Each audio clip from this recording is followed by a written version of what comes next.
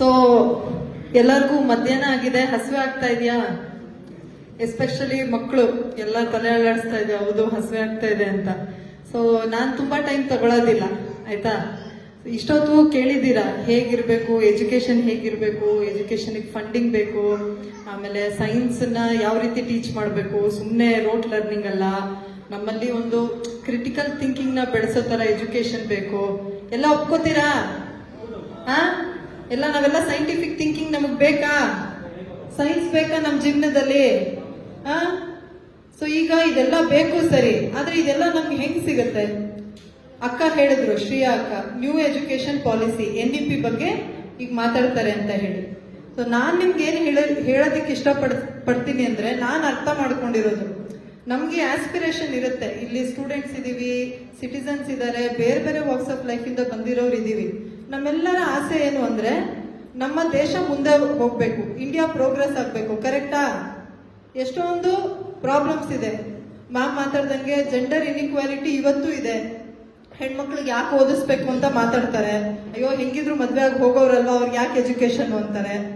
ಎಷ್ಟೋ ಜನ ಇವತ್ತು, ಮೆಜಾರಿಟಿ ಜನ ಏನ್ ಇವತ್ತು ಎಜುಕೇಶನ್ ಸೇರ್ಕೋತಾರಲ್ಲ, 1ನೇ ಕ್ಲಾಸ್ ಮಕ್ಕಳು, ಅದರಲ್ಲಿ ಹಾರ್ಡ್ಲಿ 20% ಮಾತ್ರ ಹೈಯರ್ ಎಜುಕೇಶನ್ಗೆ ಹೋಗ್ತಾ ಇದ್ದಾರೆ.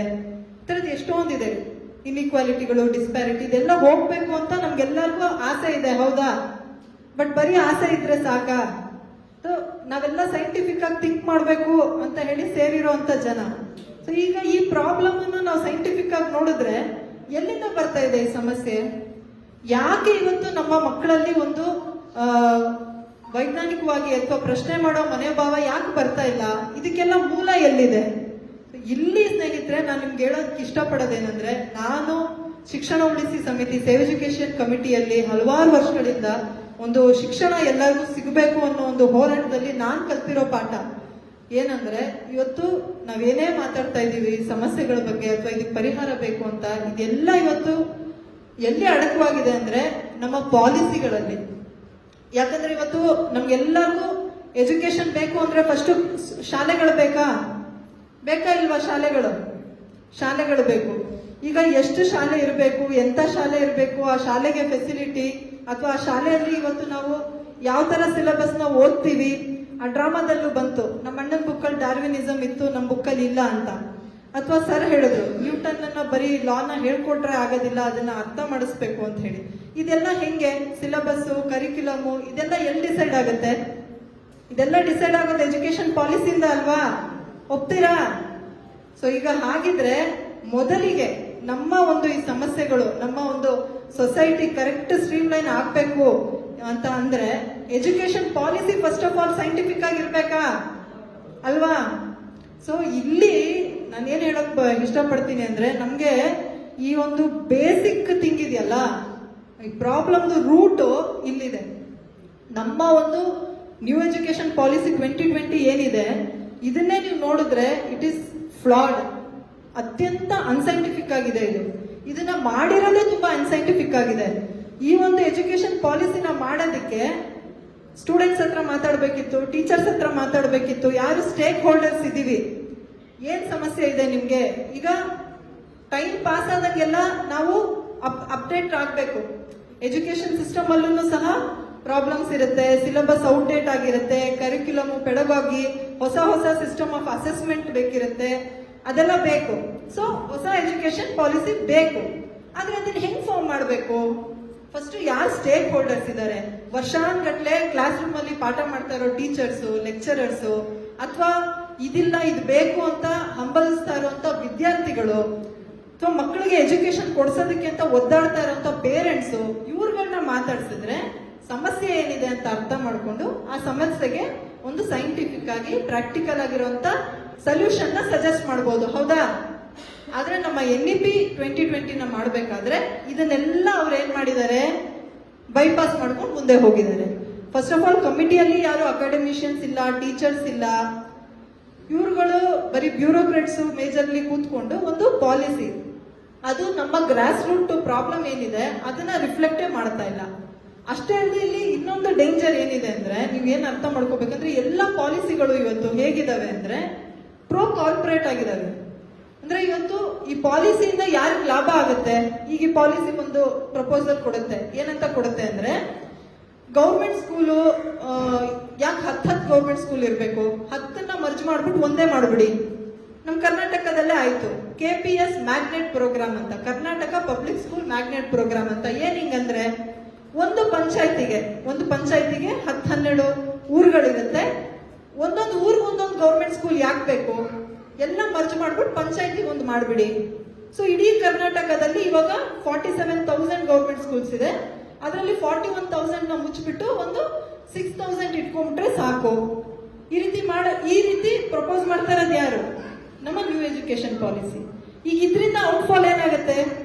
ನಾವೆಲ್ಲ ಏನ್ ಮಾತಾಡ್ತಾ ಇದೀವಿ ಇಲ್ಲಿ ಕೂತ್ಕೊಂಡು, ಇಂಡಿಯಾದಲ್ಲಿ ಹುಟ್ಟಿದ ಪ್ರತಿ ಮಗುಗೂ ಎಜುಕೇಶನ್ ಬೇಕು ಅಂದ್ರೆ ಇವತ್ತು ಹೆಚ್ಚೆಚ್ಚು ಸರ್ಕಾರಿ ಶಾಲಾ ಕಾಲೇಜ್ಗಳು ಬೇಕು, ಎನ್ಕರೇಜ್ಮೆಂಟ್ ಬೇಕು, ಮಕ್ಕಳಿಗೆ ಶಾಲೆಗೆ ತಲುಪೋದಕ್ಕೆ ಇವತ್ತು ಬಸ್ ಬೇಕು, ಒಳ್ಳೆ ಟೀಚರ್ಸ್ ಬೇಕು, ಟೀಚರ್ಸ್ ಕೊರತೆ ಇದೆ, ಒಳ್ಳೆ ಕ್ವಾಲಿಟಿ ಸಿಲೆಬಸ್ ಬೇಕು, ನಮ್ಮ ಮಕ್ಕಳಿಗೆ ಒಳ್ಳೆ ವೈಜ್ಞಾನಿಕವಾದ ಶಿಕ್ಷಣ ಬೇಕು, ಇಂಗ್ಲಿಷ್ ಬೇಕು, ಏನು ಜ್ಞಾನದ ಬಾಗ್ಲು ಅಂತೀವಿ.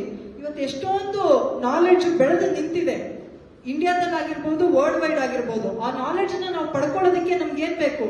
ಫಸ್ಟ್ ನಮ್ಗೆ ಓದಕ್ಕೆ ಬರೀಬೇಕಲ್ವಾ, ವೈಜ್ಞಾನಿಕವಾಗಿ ಯೋಚನೆ ಮಾಡಕ್ ಬರ್ಬೇಕಲ್ವಾ?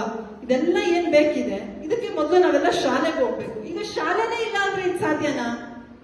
ಈಗ ಈ ರೀತಿ ಒಂದು ಎಜುಕೇಶನ್ ಪಾಲಿಸಿ ಶಾಲೆನ ಮುಚ್ಚಿ ಅಂತ ಹೇಳ್ತಾ ಇದೆ. ದೊಡ್ಡ ಸಂಖ್ಯೆಯಲ್ಲಿ ಇವತ್ತು ವಿದ್ಯಾರ್ಥಿಗಳು ಕರ್ನಾಟಕದಲ್ಲೇ ಎಸ್ಟಿಮೇಟ್ ಇರೋದು KPS ಮ್ಯಾಗ್ನೆಟ್ ಫುಲ್ ಪ್ರಮಾಣದಲ್ಲಿ ಇವತ್ತು ಇಂಪ್ಲಿಮೆಂಟ್ ಆದ್ರೆ more than 35 lakh poor student, especially ಹೆಣ್ಮಕ್ಳು, ರೂರಲ್ ಬ್ಯಾಕ್ ಗ್ರೌಂಡ್ ಇಂದ ಬರುವಂತ ವಿದ್ಯಾರ್ಥಿಗಳು ಎಜುಕೇಶನ್ ಇಂದ ಆಚೆ ಹೊಡಿತಾರೆ. ಈಗ ಆಲ್ರೆಡಿ ದೊಡ್ಡ ಸಂಖ್ಯೆಯಲ್ಲಿ ಹೈಯರ್ ಎಜುಕೇಶನ್ ಹೋಗಕ್ ಆಗ್ತಾ ಇಲ್ಲ.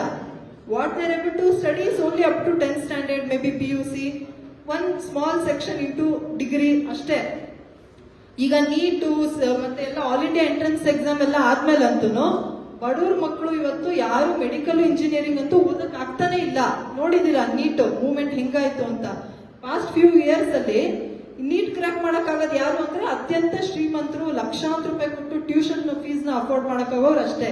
ಈಗ ಆಲ್ರೆಡಿ ಮೆಡಿಕಲ್ ಇಂಜಿನಿಯರಿಂಗ್ ಇಂದ ಬಡ ಮಕ್ಕಳನ್ನ ಎಕ್ಸ್ಕ್ಲೂಡ್ ಮಾಡ್ಬಿಟ್ಟಿದ್ದಾರೆ. ಈಗ ಬೇಸಿಕ್ ಎಜುಕೇಶನ್ ಏನ್ ಬೇಕಿದೆ, ಬೇಸಿಕ್ ಜನರಲ್ ಸೈನ್ಸ್, ಒಂದು ಓದೋದು ಬರೆಯೋದು, ಇಂಥದ್ರಿಂದನೂ ಮಕ್ಕಳನ್ನ ಎಕ್ಸ್ಕ್ಲೂಡ್ ಮಾಡೋದಕ್ಕೆ ಈ ಪಾಲಿಸಿಗಳು ಪ್ರಪೋಸ್ ಮಾಡ್ತಾ ಇದೆ. ಅದ್ರ ಜೊತೆಗೆ ಒಂದು ಕಡೆ ನಾವೇನ್ ಮಾಡ್ತಾ ಇದೀವಿ, ಮಕ್ಕಳಿಗೆ AI ಅಡ್ವಾನ್ಸ್ ಸೈನ್ಸಸ್ ಎಲ್ಲ ಕಲಿಸ್ಬೇಕು ಅಂತೆಲ್ಲ ಮಾತಾಡ್ತಾ ಇದೀವಿ. ಆದ್ರೆ ಈ ಸಿಲೆಬಸ್ ಏನ್ ಸಜೆಸ್ಟ್ ಮಾಡ್ತಾ ಇದೆ ಗೊತ್ತಾ ನಿಮ್ಗೆ? ಈ ಸಿಲೆಬಸ್ ಇವತ್ತು ಇಂಡಿಯನ್ ನಾಲೆಡ್ಜ್ ಸಿಸ್ಟಮ್ ಅನ್ನೋ ಹೆಸರು ಕೇಳಕ್ ಚೆನ್ನಾಗಿದೆ. ನಮ್ಮಲ್ಲಿ ಎಲ್ಲ ಇತ್ತು, ನಮ್ಮಲ್ಲಿ ಆ ಇನ್ವೆನ್ಷನ್ ಇತ್ತು, ಈ ಇನ್ವೆನ್ಷನ್ ಇತ್ತು ಅಂತ ಹೇಳ್ತಾ, ಆದ್ರೆ ಅಲ್ಲಿ ಏನ್ ಹೇಳ್ತಾರೆ ಅಂದ್ರೆ ಅತ್ಯಂತ ಅನ್ಸೈಂಟಿಫಿಕ್ ಆಗಿರೋದು ಒಂದನ್ನ ಮುಂದೆ ಹಾಕ್ತಾರೆ. ಹುಟ್ಟತಾನೆ ಮಕ್ಕಳಿಗೆಲ್ಲ ಇಂಟೆಲಿಜೆನ್ಸ್ ಇದೆ, ಸೊ ಎಜುಕೇಶನ್ ಇಂದ ಹೊಸದಾಗಿ ಏನ್ ಕಲ್ಸೋದೇನಿಲ್ಲ. ಮಕ್ಕಳು ತಮ್ಮೊಳಗಿರೋ ನಾಲೆಡ್ಜ್ ನ ಆಚೆ ತಂದ್ಕೊಳ್ಳೋದಕ್ಕೆ ಒಂಚೂರು ಹೆಲ್ಪ್ ಮಾಡಿದ್ರೆ ಸಾಕು. ಸೊ ಟೆಕ್ಸ್ಟ್ ಬುಕ್ಸೇ ಬೇಡ, ಟೀಚರ್ಸೇ ಬೇಡ. ಒಂದು ಕ್ಲಾಸ್ ರೂಮ್ ಅಲ್ಲಿ ಮಕ್ಕಳನ್ನ ಬಿಟ್ಬಿಟ್ಟು ಕೆಲವು ಐಟಮ್ಸ್ ನೆಲ್ಲ ಇಟ್ಬಿಟ್ರೆ ಅವರೇ ಕಲ್ತು ಬಿಡ್ತಾರೆ ವಿಜ್ಞಾನನ. ಹೋಗ್ತೀರಾ? ಟೀಚರ್ಸ್ ಬೇಡವಾ? ಟೆಕ್ಸ್ಟ್ ಬುಕ್ಸ್ ಬೇಡವಾ? ಇಷ್ಟು ಬೇಸಿಕ್ ಥಿಂಗನ್ನು ಇವತ್ತು ನಮ್ಮ ನ್ಯಾಷನಲ್ ಪಾಲಿಸಿ ಮಾಡೋರಿಗೆ ಅರ್ಥ ಆಗ್ತಿಲ್ಲ ಅಂತ ಅನ್ಕೋಬೇಡಿ, ಅರ್ಥ ಆಗ್ತಾ ಇದೆ. ತುಂಬಾನೇ ಬುದ್ಧಿವಂತರಿದ್ದಾರೆ. It is not an accident, it is not lack of knowledge. ತುಂಬಾನೇ ಇಂಟೆಲಿಜೆಂಟ್ ಆಗಿ ಇವತ್ತು ನಮ್ಮ ದೇಶದಲ್ಲಿ ಏನು ನಡೀತಾ ಇದೆ ಅಂದ್ರೆ ಅವರೇ ಡಿಕ್ಲೇರ್ ಮಾಡಿದ್ದಾರೆ. ಈ ಎಲ್ಲಾ ಕಾರ್ಪೊರೇಟ್ಗಳು ಸೇರ್ಕೊಂಡು ಒಂದು ಜಾಗದಲ್ಲಿ ಒಂದು ಕಾನ್ಕ್ಲೇವ್ ಮಾಡಿ ಡಿಕ್ಲೇರ್ ಮಾಡಿದ್ದಾರೆ. ವರ್ಲ್ಡ್ ವೈಡ್ ಇನ್ಮೇಲೆ ಎಜುಕೇಶನ್ ಪಾಲಿಸಿ ಯಾವ ರೀತಿ ತರಬೇಕು ಅಂದ್ರೆ vast majority of cheap labourers ನ ಪ್ರೊಡ್ಯೂಸ್ ಮಾಡಬೇಕು. ಒಂದು ಕೆಲವು ಸ್ಕಿಲ್ಡ್ ವರ್ಕರ್ಸ್ ಅವರನ್ನ ಮಾನಿಟರ್ ಮಾಡಕ್ಕೆ, ಸೂಪರ್ವೈಸ್ ಮಾಡೋದಕ್ಕೆ ಸಾಕು. ಸೊ ಈಗ ಒಂದು vast majority of cheap labourers ನ ಪ್ರೊಡ್ಯೂಸ್ ಮಾಡೋದು ಇವ್ರ ಎಜುಕೇಶನ್ ಗೋಲ್ ಆಗಿರೋದ್ರಿಂದ ಏನ್ ಮಾಡ್ತಾ ಇದ್ದಾರೆ? ಟೆಕ್ಸ್ಟ್ ಬುಕ್ಸ್ ಬೇಡ, ಟೀಚರ್ಸ್ ಬೇಡ, ಗೌರ್ಮೆಂಟ್ ಸ್ಕೂಲ್ಗಳೇ ಬೇಡ, ಸ್ಕೂಲ್ ಮುಚ್ಚಿಬಿಟ್ಟು ದೊಡ್ಡ ಸೆಕ್ಷನ್ ನ ಇವತ್ತು ಎಜುಕೇಶನ್ ಇಂದ ಆಚೆ ಇಟ್ಬಿಡಿ. ಸ್ಕೂಲಲ್ಲಿ, ಅದರಲ್ಲೂ ಗೌರ್ಮೆಂಟ್ ಶಾಲೆಗಳಲ್ಲಿ ಇದು ಹೇಳ್ತಾ ಇರೋದು ನಾನು, ಇದೆಲ್ಲ ಇಂಟರ್ನ್ಯಾಷನಲ್ ಸ್ಕೂಲ್ಸ್ ಅಪ್ಲೈ ಆಗಲ್ಲ. ಇಂಟರ್ನ್ಯಾಷನಲ್ ಸ್ಕೂಲಲ್ಲಿ ನಿಮ್ಗೆ 1ನೇ ಕ್ಲಾಸಿಂದಾನೇ AI ಬೇಕಾದ್ರೂ ಹೇಳ್ಕೊಡ್ತಾರೆ. ಆದ್ರೆ ನಮ್ಮ ಗೌರ್ಮೆಂಟ್ ಸ್ಕೂಲಲ್ಲಿ ಓದುವಂತ ಬಡ ಮಕ್ಕಳಿಗೆ ಇವತ್ತು ಈ ಬರೆಯೋದು ಕಳ್ಸೋದಿಲ್ಲ, ಇವತ್ತು ಗಣಿತ ಕಳ್ಸೋದಿಲ್ಲ, ಅಡಿಷನ್ ಸಬ್ಟ್ರಾಕ್ಷನ್ ಕಳ್ಸೋದಿಲ್ಲ, ಏನು ಇಲ್ಲ. ಏನಂತ ಹೇಳ್ತಾ ಇದ್ದಾರೆ? 6th ಸ್ಟ್ಯಾಂಡರ್ಡ್ ಇಂದಾನೆ ವೊಕೇಶನಲ್ ಕೋರ್ಸಸ್, ನಿಮ್ಗೆ ಮರ ಹತ್ಬಿಟ್ಟು ತೆಂಗಿನಕಾಯಿ ಕಿತ್ತದನ್ನ ಕಲಿಸ್ತೀವಿ, ಮಡಕೆ ಮಾಡೋದ್ ಕಲಿಸ್ತೀವಿ, ಕಾರ್ಪೆಂಟ್ರಿ ಮಾಡೋದ್ ಕಲಿಸ್ತೀವಿ, ಮೆಕ್ಯಾನಿಕಲ್ ಹೋಗ್ಬಿಟ್ಟು ಒಂದು ಮೆಕ್ಯಾನಿಕ್ ಆಗಿ ಗಾಡಿ ರಿಪೇರಿ ಮಾಡೋದ್ ಕಲಿಸ್ತೀವಿ. ಇದೆಲ್ಲ ಆಲ್ರೆಡಿ ಬಡವ್ರ ಮಕ್ಕಳು ಶಾಲೆ ಜೊತೆಗೆ ಇದೆಲ್ಲಾನು ಮಕ್ಳಿಗೆ ಬರುತ್ತೆ. ಅವ್ರ ಮನೆಯಲ್ಲಿ ಅವ್ರ ಅಪ್ಪ ಅಮ್ಮ ಮಾಡೋ ಕೆಲಸಗಳನ್ನ ಮಾಡ್ಕೊಂಡೇ ಓದ್ತಾ ಇದಾರೆ. ಅವರೆಲ್ಲ ಕಲಿಸ್ಬೇಕಂದ್ರೆ ಇದನ್ನ ಆಕ್ಚುಲಿ ದೊಡ್ಡ ದೊಡ್ಡ MP MLA ಶ್ರೀಮಂತರ ಮಕ್ಳಿಗೆ ಕಲಿಸ್ಬೇಕಿದನ್ನ, ಅವ್ರಿಗೆ ಬರಲ್ಲ. ಆದ್ರೆ ಅವ್ರಿಗೆ ಇದನ್ನ ಕಲಿಸಲ್ಲ. ಅವ್ರಿಗೆಲ್ಲ ಒಳ್ಳೆ ಮೆಡಿಕಲ್ ಇಂಜಿನಿಯರಿಂಗ್ ಎಜುಕೇಶನ್. ಆದ್ರೆ ಮೆಜಾರಿಟಿ ಬಡ ಮಕ್ಳಿಗೆ ಇವತ್ತೇನು ಅಂದ್ರೆ ಈ ರೀತಿ ಕಲಿಸ್ತಾ ಇರುತ್ತೆ 6th ಸ್ಟ್ಯಾಂಡರ್ಡ್ ಇಂದಾನೆ. ಇಲ್ಲಿ ನಾವು ಪಡ್ಕೋತಾ ಇದೀವಿ science, scientific temper, basic science ಅನ್ನೋದು, ಜನರಲ್ ಸೈನ್ಸ್ ಅನ್ನೋದು ಮಕ್ಕಳಲ್ಲಿ ಕಲಿಸ್ಬೇಕು. ಅದು ಒಂದು ಏನಂದ್ರೆ ಸ್ಟಡೀಸ್ ಇರೋದು up to 10th standard, up to 12th standard at least ಒಂದು ಜನರಲ್ ಸೈನ್ಸ್ ಬಗ್ಗೆ ಎಲ್ಲರಿಗೂ ನಾಲೆಡ್ಜ್ ಬರೋ ತರ ಸಿಲೆಬಸ್ ಇರಬೇಕು ಅಂತ ಹೇಳಿ ಇತ್ತು. ಬಟ್ ಅದನ್ನ ಇವಾಗ ಹಾಳು ಮಾಡ್ತಾ ಇದೆ. ಸೊ ಫ್ರೆಂಡ್ಸ್, ನಾನು ನಿಮ್ಗೆ ಯಾಕೆ ಇದೆಲ್ಲ ಹೇಳ್ತಾ ಇದ್ದೀನಿ ಅಂದ್ರೆ ತುಂಬಾ ಸಿಂಪಲ್ ಆಗಿ ಹೇಳಕ್ ಟ್ರೈ ಮಾಡ್ತಾ ಇದ್ದೀನಿ. ಇದೆಲ್ಲ ಸುಮ್ಮನೆ ನಡೀತಾ ಇಲ್ಲ. ಸಿಸ್ಟಮ್ಯಾಟಿಕ್ ಆಗಿ ಇವತ್ತು ಒಂದು ಎಜುಕೇಶನ್ ಪಾಲಿಸಿ ಮೂಲಕ ಸಿಲೆಬಸ್ಗಳು ಈ ರೀತಿ ಫ್ರೇಮ್ ಆಗ್ತಾ ಇದೆ, ಕರಿಕ್ಯುಲಮ್ ಈ ರೀತಿ ಫ್ರೇಮ್ ಆಗ್ತಾ ಇದೆ. ಆದ್ರೆ ಹಿಂದೆ ಇರುವಂತ ಒಂದು ಅಜೆಂಡಾ ಇದು. ಇವತ್ತು lakhs of first educated youths job ಇಲ್ಲದೆ ಇದ್ದಾರೆ. ಈಗ ಜಾಬ್ ಇಲ್ಲದೆ ಯಾಕಿದ್ದಾರೆ ಅಂತ ವೈಜ್ಞಾನಿಕವಾಗಿ ಥಿಂಕ್ ಮಾಡುವಂತ ಪ್ರತಿಯೊಂದು ಸ್ಟೂಡೆಂಟ್ಗೂ ಉತ್ತರ ಸಿಗುತ್ತೆ. ಯಾಕಂದ್ರೆ ಇವತ್ತು ಒಂದು ಕಾಲದಲ್ಲಿ ನಮ್ಮ ಇಂಡಿಯಾ ಜಸ್ಟ್ ಇಂಡಿಪೆಂಡೆನ್ಸ್ ತಗೊಂಡಾಗ ಎಲ್ಲ ಬಿಗ್ ಇಂಡಸ್ಟ್ರಿ ಗೌರ್ಮೆಂಟ್ ಕೈಲಿತ್ತು. ಎಂಪ್ಲಾಯ್ಮೆಂಟ್ ಜನರೇಷನ್, ಎಲ್ಲರಿಗೂ ಒಂದು ಲೈವ್ಲಿಹುಡ್ ಕೊಡೋದು, ಇದು ಗೌರ್ಮೆಂಟ್ ಜವಾಬ್ದಾರಿ ಆಗಿತ್ತು. ಆದ್ರೆ ಇವಾಗ ಏನಾಗಿದೆ, ಆ ಎಲ್ಲ ನವರತ್ನಗಳು ಅಂತ ಕರೆಸ್ಕೊಂಡಂತ ಇಂಡಸ್ಟ್ರಿ ಮುಚ್ಚಿಬಿಟ್ಟು ಎಲ್ಲ ಪ್ರೈವೇಟ್. ಇವತ್ತು ಏನಕ್ಕೆ ಒಬ್ರಿಗೆ ಕೆಲಸ ಕೊಡ್ತಾರೆ ಇಂಡಸ್ಟ್ರಿ ಅವರು ಅಂದ್ರೆ ಅವ್ರು ಲಾಭ ಮಾಡೋದಕ್ಕಷ್ಟೇ, not to make your livelihood. You are born in this country, so you should, it is government responsibility to employ you. ಇಲ್ಲ, ಆ concept they have thrown it out of the window ಈಗ. So ಅದಕ್ಕೆ ಇವಾಗ ನಿಮ್ಗೆ ಈ basic thinking ಅಲ್ಲೇನೆ problem ಒಂದು ಬುಡಕ್ಕೆ ಹೋಗೋದೇ ನಿಮ್ಗೆ ಗೊತ್ತಾಗಲ್ಲ ಅಂದ್ರೆ, you don't know how to think scientifically and find out what is the root cause of your problem, then their problem is solved. Nobody will go and ask for job. Nobody will demand, it is your responsibility to give me education. It is your responsibility of the government to give me job, a livelihood. Nobody will ask. They will all feel, okay, ನಾನು ಓದಿಲ್ಲ, ಬರ್ದಿಲ್ಲ, ನಾನು capacity ಇಲ್ಲ, so ನಾನು ಹಿಂಗಿದ್ದೀನಿ. ಈ ರೀತಿ ಇನ್ನೊಂದ್ ಕಡೆ ಇನ್ನೊಂದು ಅನ್ಸೈಂಟಿಫಿಕ್ ಥಿಂಗ್ಸ್ ನ ಹರಡೋದು. ಎಲ್ಲ ನನ್ನ ಹಣೆ ಬರಹ, ನಾನು ಮಾಡಿದ ಪೂರ್ವ ಜನ್ಮದ ಪಾಪ, ಈ ತರದ್ದು ಇಂಥದ್ನೇ ಹರಡೋದು. ಅವಾಗ ಏನ್ ಅನ್ಕೋತೀರಾ, ಇವೆಲ್ಲ you blame yourself and you suffer. ಇದು ಒಂದು ವ್ಯವಸ್ಥಿತವಾಗಿ ನಮ್ಮ ಎಜುಕೇಶನ್ ಅಲ್ಲಿ ಸೈನ್ಸ್ ಎಜುಕೇಶನ್ ನ ಕಡೆಗಣಿಸಿ ಇವತ್ತು ಕಂಪ್ಲೀಟ್ ಆಗಿ ಈ ರೀತಿ ಆಬ್ಸ್ಕ್ಯೂರಿಟೀಸ್, ಅನ್ಸೈಂಟಿಫಿಕ್ ಐಡಿಯಾ ಇವತ್ತು NCERT ಟೆಕ್ಸ್ಟ್ ಬುಕ್ ಗಳು ಬರ್ತಾ ಇದೆ. NEP ಮೂಲಕ ಇವತ್ತು ಏನು ಸ್ಟೇಟ್ ಗಳಲ್ಲಿ state syllabus, state text books ಎಲ್ಲ ಏನ್ ಜನರೇಟ್ ಆಗ್ತಿತ್ತು ಅದನ್ನೆಲ್ಲ ಸ್ಟಾಪ್ ಮಾಡಿ ಎಲ್ಲ ಸೆಂಟ್ರಲೈಸ್ ಮಾಡ್ತಾ ಇದ್ದಾರೆ. ಇಂಡಿಯನ್ ನಾಲೆಡ್ಜ್ ಸಿಸ್ಟಮ್ ಅಂತ ಹೇಳ್ತಾರೆ. ಇಂಡಿಯನ್ ನಾಲೆಡ್ಜ್ ಸಿಸ್ಟಮ್ ಪ್ರಕಾರ ಇವ್ರು ಏನಂದ್ರೆ ವೇದ, ಇವತ್ತು ಏನು ಇದು ನೋಡ್ತಾರಲ್ಲ ಕೈ ನೋಡೋದು, ಆಸ್ಟ್ರಾಲಜಿ, ಇದನ್ನೆಲ್ಲ ಇವತ್ತು ಸೈನ್ಸ್ ಅಂತ ಸುಳ್ಳಾಗಿ ಫೇಕ್ ಆಗಿ ಇದನ್ನ ಸ್ಪ್ರೆಡ್ ಮಾಡ್ತಾ ಇದ್ದಾರೆ. ಇವತ್ತು ಇಡೀ ಒಂದು ಯೂನಿವರ್ಸಿಟಿ ಕಟ್ತಾ ಇದ್ದಾರೆ ಆಸ್ಟ್ರೋ ಫಿಸಿಕ್ಸ್ ಬಗ್ಗೆ, ಅಲ್ಲ ಆಸ್ಟ್ರಾಲಜಿ ಬಗ್ಗೆ ಇವತ್ತು ಯೂನಿವರ್ಸಿಟಿ. ಅದಕ್ಕೆ ಕೋಟ್ಯಾಂತರ ರೂಪಾಯಿ ದುಡ್ಡು ಸುರಿತಾ ಇದ್ದಾರೆ. ಆದ್ರೆ ಇಲ್ಲೊಂದು ಗೌರ್ಮೆಂಟ್ ಸ್ಕೂಲ್ ನಡೆಸೋದಕ್ಕೆ ದುಡ್ಡಿಲ್ಲ ಅಂತಾರೆ. ಸೊ ಈ ಒಂದು ಕಾಂಟ್ರಡಿಕ್ಷನ್ ನೀವು ಅರ್ಥ ಮಾಡ್ಕೊಳ್ಳಿಲ್ಲ ಅಂದ್ರೆ ಎಲ್ಲಿದೆ ಫೋಕಸ್, ಯಾಕೆ ಹಿಂಗ್ ಆಗ್ತಾ ಇದೆ ಅಂತ ನಾವು we will be groping in the dark. ಗೊತ್ತಿಲ್ಲದೆ ಬೇಕು, ಇದಿಲ್ಲ, ಆದ್ರೆ ಹೆಂಗ್ ಬರುತ್ತೆ, ಈ ಕತ್ಲೆ ಯಾಕಿದೆ ಅಂತ ಗೊತ್ತಾಗದೆ ನಾವು ಅಲಿತಾ ಇರ್ತೀವಿ. ಸೊ ಸ್ನೇಹಿತರೆ, ಅದಕ್ಕೋಸ್ಕರ ನಾವು ಇಂಟ್ರೆಸ್ಟ್ ತಗೋಬೇಕು ಈ ತರ ಪಾಲಿಸಿಯಲ್ಲಿ. ಇವಾಗ ಕರ್ನಾಟಕ ನಾವು NEP ತರಲ್ಲ. ನಾನು ಯಾಕೆ ಹೇಳ್ತಾ ಇದ್ದೀನಿ ಅಂದ್ರೆ, irrespective of the parties, all this parties are proxy parties for the big corporates ಅಷ್ಟೇ. ಇವಾಗ ಬಿಜೆಪಿ ಗೌರ್ಮೆಂಟ್ ತಂದಿದ್ದು NEP ನಮಗ್ ಬೇಡ ಅಂತ ಹೇಳ್ಬಿಟ್ಟು NEP ವಿರುದ್ಧ ಕ್ಯಾಂಪೇನ್ ಮಾಡ್ಕೊಂಡು ಕರ್ನಾಟಕದಲ್ಲಿ ಕಾಂಗ್ರೆಸ್ ಅಧಿಕಾರಕ್ಕೆ ಬಂದ್ರು. SEP ತರ್ತೀವಿ ಅಂದ್ರು. ಎಲ್ಲಿದೆ SEP? ಯಾರ ಕೈಲಾದ್ರೂ ಸಿಕ್ಕಿದ್ಯಾ? ನಾವು ಸೇವ್ ಎಜುಕೇಶನ್ ಕಮಿಟಿಯಿಂದ ಅಂತೂ SEP ಬೇಕು ಅಂತ ಡಿಮ್ಯಾಂಡ್ ಮಾಡಿದ್ವಿ. ಅದೇನು ಇವಾಗ ಕಂಪ್ಲೀಟ್ ಆಗಿದೆ, ಕೊಡಿ ಅಂತ ಕೇಳ್ತಾ ಇದೀವಿ, ಯಾರಿಗೂ ಕೊಡ್ತಾ ಇಲ್ಲ. ಈಗ ಇವ್ರು ಇಂಪ್ಲಿಮೆಂಟ್ ಮಾಡ್ತಾ ಇರೋ KPS ಮ್ಯಾಗ್ನೆಟ್ ಪ್ರೋಗ್ರಾಮ್ ನೋಡಿದ್ರೆ it is no different from NEP's school closure merger program. No different, just the name is change ಅಷ್ಟೇ, ಫ್ಯಾನ್ಸಿ ನೇಮ್ ಅಷ್ಟೇ. ಸೊ ಇಲ್ಲಿ we have to understand, we have to see what is happening, where funding is going, who is doing the syllabus, who is getting the benefit because of this kind of government school closure. ಇದನ್ನ ನಾವು ಅರ್ಥ ಮಾಡ್ಕೊಳ್ಬೇಕು friends. ಇಲ್ಲಿ ನಾವು save education ಕಮಿಟಿಯಿಂದ 2019 ಅಲ್ಲಿ ಯಾವಾಗ ಈ NEP proposal ಬಂತು ಅವಾಗಿಂದಾನೇ ಇದನ್ನ ಡೀಟೇಲ್ ಆಗಿ ಸ್ಟಡಿ ಮಾಡಿ ಇದ್ರಲ್ಲಿರೋ ಡೇಂಜರ್ಸ್ ನಾವು ಮಾರ್ಕ್ ಮಾಡಿ ಸೊ ಅದನ್ನ ನಾವು ನಮ್ಮ ಸಜೆಷನ್ಸ್ ನ ಕೊಟ್ವಿ. ಅವಾಗಿಂದಾನು ಸಹ ಫೈಟ್ ಮಾಡ್ಕೊಂಡು ಬಂದಿದೀವಿ. ಜಸ್ಟ್ ಇದು ಸರಿ ಇಲ್ಲ ಅಂದ್ರೆ ಸಾಲದು, ಯಾವ್ದು ಸರಿ ಅಂತಾನು ನಾವು ತೋರಿಸ್ಬೇಕು. ನಾನು ಇವಾಗ ನಿಮ್ಗೆ ಹೇಳ್ತಾ ಇದ್ದೀನಿ ಈ ತರ ಇದೆ ಪಾಲಿಸಿಯಲ್ಲಿ, ಇಲ್ಲಿಂದ ಈ ತರ ಸಮಸ್ಯೆಗಳಾಗ್ತಾ ಇದೆ ಅಂತ ನೀವೆಲ್ಲ ಕೇಳ್ತೀರಾ. ಓಕೆ ಮೇಡಮ್ ಅದ್ ಸರಿ, ಹಂಗಂದ್ರೆ ನಮ್ ಪಾಲಿಸಿ ಹೆಂಗಿರ್ಬೇಕು, ನಮ್ ಪರವಾಗಿ ಇರ್ಬೇಕಂದ್ರೆ ಹೆಂಗಿರ್ಬೇಕು, ಲ್ಯಾಂಗ್ವೇಜ್ ಪಾಲಿಸಿ ಯಾವ ತರ ಇರ್ಬೇಕು, ಫಂಡಿಂಗ್ ಯಾವ ತರ ಇರ್ಬೇಕು, ಸೈನ್ಸ್ ಸಿಲೆಬಸ್ ಯಾವ ತರ ಇರ್ಬೇಕು ನೀವು ಕೇಳ್ತೀರಾ. ಸೊ ಇಲ್ಲಿ ನಾವು ಎಲ್ಲ ಟೀಚಿಂಗ್ ಕಮ್ಯುನಿಟಿ ಪೇರೆಂಟ್ಸ್ ಜೊತೆಗೆ ಬಂದು through thousands of workshop, surveys, conventions ಮೂಲಕ we did a draft People's Education Policy. It is an alternative for the new Education Policy 2020 ಅಂತ ಹೇಳಿ ಈ ಒಂದು People's Education Policy ನ ಡ್ರಾಫ್ಟ್ ಮಾಡಿದ್ವಿ. ನಮ್ಮ ಒಂದು ದೇಶದಲ್ಲಂತೂ ಒಂದು ಕಾನ್ಸ್ಟಿಟ್ಯೂಷನ್ ಪ್ರಕಾರ ಅಥವಾ ಒಂದು ಡೆಮೋಕ್ರೆಟಿಕ್ ಆಗಿ NEP ನ ಪಾರ್ಲಿಮೆಂಟ್ ಅಲ್ಲಿ ಪ್ಲೇಸು ಮಾಡಲಿಲ್ಲ, ಅದ್ರ ಬಗ್ಗೆ ಚರ್ಚೆನೂ ಮಾಡಲಿಲ್ಲ, ಅದನ್ನ ಡೆಮೋಕ್ರೆಟಿಕ್ ಆಗಿ ಪಾಸು ಮಾಡಲಿಲ್ಲ. As a symbol of protest against this undemocratic way of bringing education policy, now we held a people's parliament. In January, Karthik sir is there and many eminent people here and many in audience also participated. ಈ ಒಂದು people's parliament ಅಲ್ಲಿ ನಾವು ಚರ್ಚೆಗಳ ಮೂಲಕ ಈ ಒಂದು people's education policy ನಾವು alternative to NEP ಅಂತ ಹೇಳಿ ಫೈನಲ್ ಮಾಡಿದೀವಿ. Now we are building movement across country, going to each and every government, central and state governments, ಯಾವುದೇ ಇರಲಿ, JDS, BJP, ಕಾಂಗ್ರೆಸ್ ಅಥವಾ ಬೇರೆ ಒಂದು ಸ್ಟೇಟ್ ಲೆವೆಲ್ ಅಲ್ಲಿ ಇರುವಂತ ಒಂದು ಪಾರ್ಟಿಗಳಲ್ಲಿ we are going and insisting on them. If you are really pro people, if you want to do something for society, first thing you have to do is to give good quality education, scientific, secular, democratic education, universal education, without any discrimination to your people. Only then can you call yourself pro people. So ನೀವು ನಿಜವಾಗ್ಲೂ ಆ ಥರ ಇದ್ರೆ ಈ ಒಂದು people's education ಪಾಲಿಸಿನ take it seriously.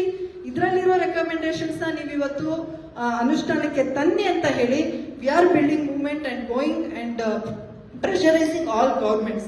So ಈ ಒಂದು ಏನು ಚಳವಳಿ ಇದೆ, ಬ್ರೇಕ್ ಥ್ರೂ ಸೈನ್ಸ್ ಸೊಸೈಟಿ, ಬೇರೆ ಒಂದು ಸೈನ್ಸ್ ಫೋರಮ್ಸ್ ಎಲ್ಲ ಸೇರಿ ಇಂಡಿಯಾ ಮಾರ್ಚ್ ಫಾರ್ ಸೈನ್ಸ್ ಅಂತ ಮಾಡ್ತಾ ಇದ್ದಾರೆ.